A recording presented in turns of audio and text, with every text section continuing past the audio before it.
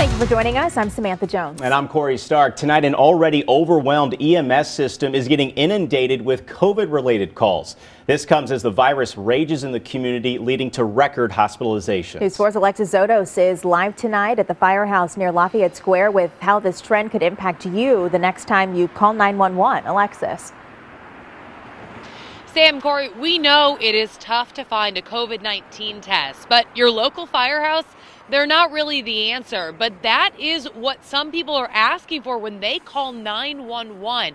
Right now, 25% of the 911 calls for EMS here in the city, they're all COVID related. And that is putting a huge strain on our EMS and our ambulances.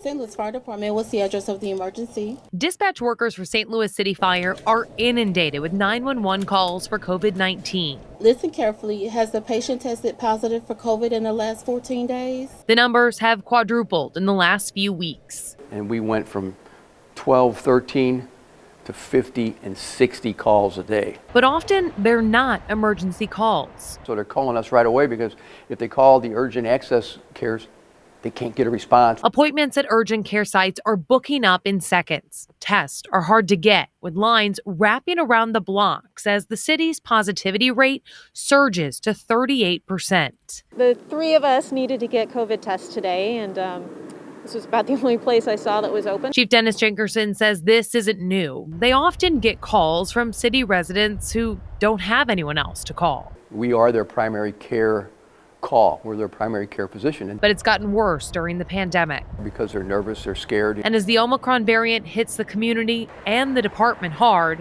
it's creating longer response times for ambulances. We're probably running 15 to 20 minimum based on a call load. Dispatch will prioritize a severe injury or severe sickness over a less severe one. Any difficulty breathing? But even when a patient does need to go to a hospital, the crowded ERs also contribute to longer wait times. I can't go back in service with a COVID patient until I decon that ambulance. I get rid of all the bio waste. My people get deconned, and they can assure that the next call we're going on, we're clean and ready to go. So those EMS workers, they're responding to those COVID-related calls in full PPE gear, but that is not always enough to protect them. Right now, 43 are out sick with COVID. That's fewer than last week. So the chief tells me he is hopeful that that might mean we're starting to come on the other side of this surge. Reporting live, Alexis Zotos, News 4. Alexis, thank you.